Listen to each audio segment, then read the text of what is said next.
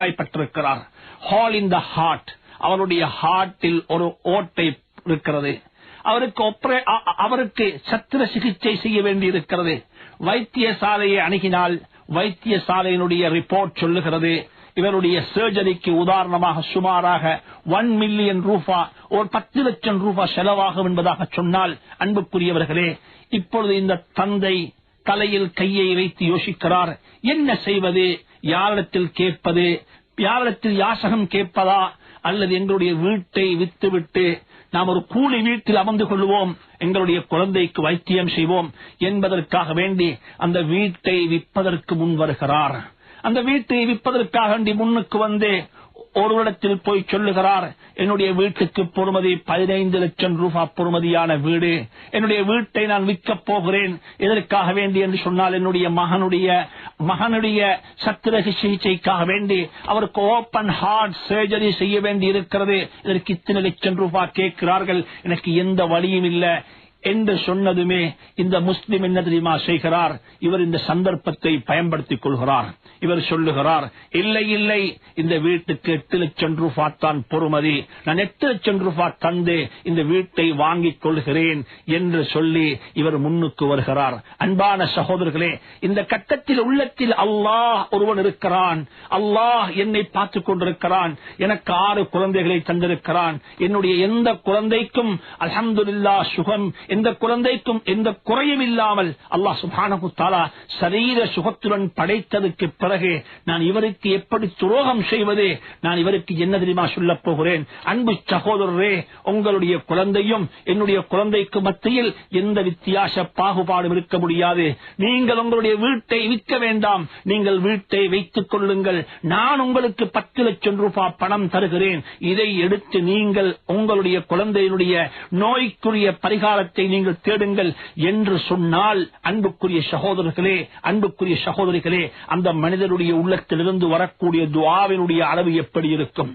அந்த துஆவுக்கும் அல்லாஹ்வுடைய அர்ஷுக்கும் இடையில் ஏதும் தடை இருக்க முடியுமா? அன்புக்குரிய சகோதரர்களே, இந்த காலகட்டத்திலும் சந்தர்ப்பத்தை, சூழலை மக்கள் பயன்படுத்திக் கொள்கிறார்கள். மக்கள் எதற்கு பயன்படுத்துகிறார்கள்? துனியாவை சம்பாதிக்க பயன்படுத்துகிறார்கள், அற்ப துனியாவை தேட பயன்படுத்துகிறார்கள். இதைத்தான் அல்லாஹ் குர்ஆன்ல சொல்லுகிறான். ஒரு வியாபார கோஷ்டியினர்கள் நடந்து போகிறார்கள், ஒரு யூசுஃபை கிணத்திலிருந்து வெளியெடுக்கிறார்கள். அவர்கள் என்ன யோசித்திருக்க வேண்டும் தெரியுமா? இந்த குழந்தை எப்படி இங்கே வந்தது, இந்த குழந்தை யாருடைய குழந்தையாக இருக்கும், இவ்வளவு அழகான ஒரு குழந்தை கிடைத்திருக்கிறது என்று யோசிக்க வேண்டியவர்கள், இந்த குழந்தையை வித்து எப்படி பணம் சம்பாதிக்க முடியும், இந்த குழந்தையை எப்படி வித்து எனக்கு பணம் சம்பாதிக்க முடியும் என்பதை யோசித்தார்கள்.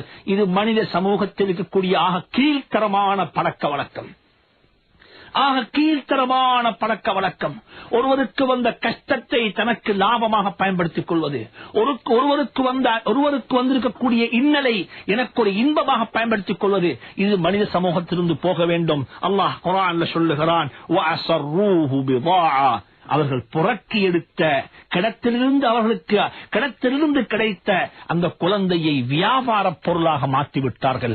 மிஸ்ர் நாட்டுக்கு போய் இந்த குழந்தையை விற்றுவிட முடியும், இந்த குழந்தையை விற்றால் எங்களுக்கு பணம் கிடைக்கும் என்று சொல்லி அவர்கள் பணத்துக்காக வேண்டி குழந்தையை வியாபார சரக்காக மாற்றிவிட்டார்கள்.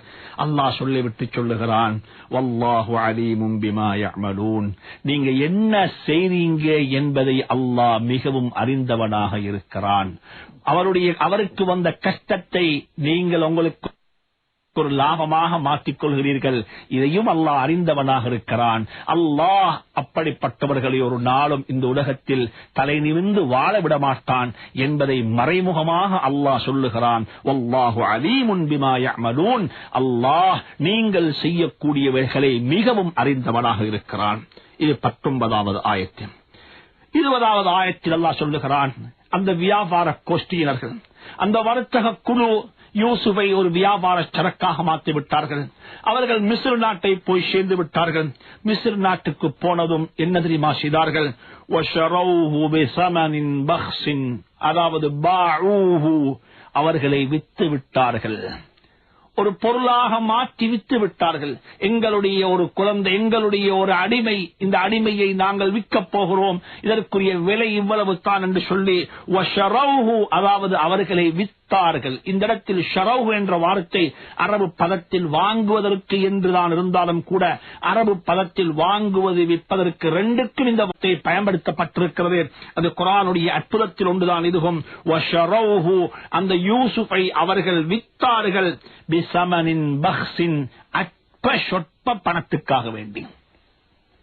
அன்பான நேயர்களே, அன்பான சகோதரர்களே, சமூகமாக வாடும் பொழுது சமூகத்தில் வரவேண்டிய நல்ல பண்பாடுகள், நல்ல பழக்க வழக்கங்கள் இருக்கிறது.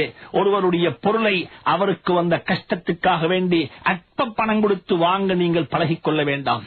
அதாவது புரோக்கர்மார்கள், தரகர்கள் கூட சொல்லுவார்கள், இந்த இடத்தில் உங்களுக்கு ஒரு லாபம் இருக்கிறது, இவர் இந்த வீட்டை வித்துத்தான் ஆக வேண்டும். அவருடைய வீட்டில் ஒருவருக்கு நோய்வாய்ப்பட்டிருக்கிறார், அவருடைய வைத்திய சாலையினுடைய பில் கட்டுவதற்கு அவருக்கு பணம் தேவை, நீங்க கொஞ்சம் அமைதியாக இருங்க, நான் இதை உங்களுக்கு இவ்வளவுக்கு முடிச்சுத்தாரேன் என்று சொல்லி தரகர்கள் கூட வந்து சொல்லுவார்கள். அன்பான நேயர்களே, இது மனித சமூகத்தினுடைய பழக்கமாக இருக்க முடியாது, இது மனித குலத்தினுடைய பழக்கமாக இருக்க முடியாது, இது முஸ்லிமுடைய குணம் அல்ல, இது மனிதனுடைய குணமாக இருக்க முடியாது. மனிதனுக்கே இந்த குணம் இருக்க முடியாது என்றிருந்தால் மனிதனுக்கு மேலாக இருக்கக்கூடியவன் ஒரு முஃமின், ஒரு முஸ்லிம், அவனுடைய பண்பாடு, அவனுடைய குணம் எப்படி இருக்க முடியும் என்பதை நீங்கள் கொஞ்சம் அளந்து பார்த்துக் கொள்ளுங்கள். அல்லாஹ் குர்ஆனில் சொல்லுகிறான், வஷரவுஹு பிஸமனின் பக்ஸின், அற்ப சொற்ப பணத்துக்காக வேண்டி அற்ப சொற்ப பொறுமதிக்கு அந்த யூசுஃபை வித்து விட்டார்கள். பிதராஹிம மஅதூதா, விரல் விட்டு எண்ணப்படக்கூடிய சில திருகங்களை, சில வெள்ளிக்காசிகளுக்காக வேண்டி அந்த யூசுஃபை அவர்கள் வித்து விட்டார்கள். அதற்கு மாறாக அந்த யூசுஃபை எடுத்துக்கொண்டு போய் யாக்கூபுடைய கையில் கொடுத்திருந்தால், யாக்கூப் அலைஹிஸ்ஸலாத்து வஸ்ஸலாமுடைய கையில் இந்த குழந்தை ஒப்படைத்திருப்பாங்க என்றிருந்தால் அல்லாஹ்வுடைய துஆ, யாக்கூபுடைய துஆவுக்கும் யூசுஃபுடைய துஆவுக்கும் கியாமத்துடைய நாள் வரும் வரைக்கும் ஹஜ்ரத் யூசுப் அந்த வர்த்தக கோஷ்டி, அந்த வியாபார கோஷ்டி பாத்தியமுள்ள மக்களாக இருப்பார்கள். அல்லாஹ் குர்ஆன்ல சொல்லுகிறான், வஷரவுஹு பிஸமனின் பக்ஸின், சொற்ப பணத்துக்காக வேண்டி, அதாவது விரல் விட்டு எண்ணப்படக்கூடிய சில தங்க வெள்ளி காசுகளுக்காக வேண்டி அந்த யூசுஃபை அவர்கள் வித்து விட்டார்கள். சொல்லிவிட்டு அல்லாஹ் சொல்லுகிறான், வகானூ ஃபீஹி மினல் ஸாஹிதீன், நிச்சயமாக அவர்கள் யூசுஃபுடைய விஷயத்தில் பற்றற்றவர்களாக இருந்தார்கள். ஏன் பற்று இல்லை என்றால், அது சும்மா கிடைச்ச ஒரு பொருள், விழுந்து கிடைச்ச ஒரு பொருள், அந்த பொருளை அடைவதற்கு கஷ்டப்படவில்லை, அதை வாங்குவதற்கு பணம் கொடுக்கவில்லை, அது எங்கோ இருந்து எங்களுக்கு கிடைத்த ஒரு பொருள். வகானூ ஃபீஹி மினல் ஸாஹிதீன், அதில் அவர்கள் மிச்சம் விலையை உயர்த்தி பெரிய விலைக்கு விற்கவில்லை, சொற்ப விலைக்கு வித்தார்கள். அதை வித்தார்கள் தராஹிம மஅதூதா, எண்ணப்படக்கூடிய சில வெள்ளிக்காசுகளை வாங்கிக் கொண்டு அந்த யூசுஃபை கைமாற்றி விட்டார்கள். அன்பான நேயர்களே, இந்த இடத்தில் இன்னும் ஒன்றையும் சொல்ல விரும்புகிறேன். அதாவது பொருளாதார கொள்கையை பற்றியும் இஸ்லாம், வர்த்தகத்தை பற்றி குர்ஆன் பேசியிருக்கிறது. வர்த்தகம் என்று சொல்லக்கூடியது இந்த நவீன யுகத்தில் மாத்திரமல்ல, அந்த காலத்தில் உலகத்தில் இஸ்லாத்துக்கு முன்னால் உள்ளதுதான் கிறிஸ்துவம், கிறிஸ்துவத்துக்கு முன்னால் உள்ளது யூத மதம். அதற்கு முன்னால் இருந்தே உலகத்தில் மக்கள் தங்கத்தையும் வெள்ளியையும், தங்க நாணயங்களையும் வெள்ளி நாணயங்களையும் பணமாக பாவித்திருக்கிறார்கள். பணம் என்று சொல்லக்கூடிய ஒன்றை இஸ்லாம் ஒரு ஆச்சரியமான விதத்தில் பார்த்திருக்கிறது. இன்றைய உலகத்தில் ஏற்பட்டிருக்கக்கூடிய பைனான்சியல் கிரைசிஸ், அதாவது பொருளாதார வீழ்ச்சியினுடைய பின்னணியாக இருக்கக்கூடியது வட்டி என்று சொல்லக்கூடிய ஒன்று. அல்லாஹ் சுப்ஹானஹு தஆலா உலகத்தில் 17வது நூற்றாண்டு வரும் வரைக்கும் மக்கள் பணமாக பாவித்தது வெறுமனே தங்கத்தையும் வெள்ளியையும் மட்டும்தான் பாவித்தார்கள். தீனார் திர்ஹம் என்று சொல்லக்கூடியது இது குர்ஆனுடைய வார்த்தை. குர்ஆன் சொல்லுகிறது, யூசுப் அலைஹிஸ்ஸலாம் அவர்களை கூட மக்கள் வெள்ளி பணம் கொடுத்து வாங்கி இருக்கிறார்கள். சூரத்துல் கஹ்ஃபுடைய ஆயத்தில் வருகிறது, சூரத்துல் கஹ்ஃப்ல வருகிறது, குகை வாசிகள் போய் அந்த குகையில் 300 வருடங்கள் தூங்கினார்கள். தூங்கி எழுப்பினதுக்கு பிறகு பசி பிடித்து விட்டது, பசித்திருக்கிறார்கள். சொன்னார்கள் ஒருவரை பார்த்து,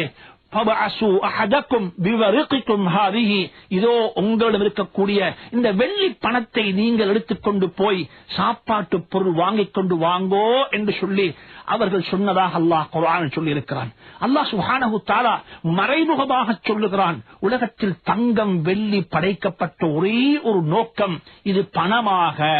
இது மக்கள் பணமாக இதை பாவிக்க வேண்டும்.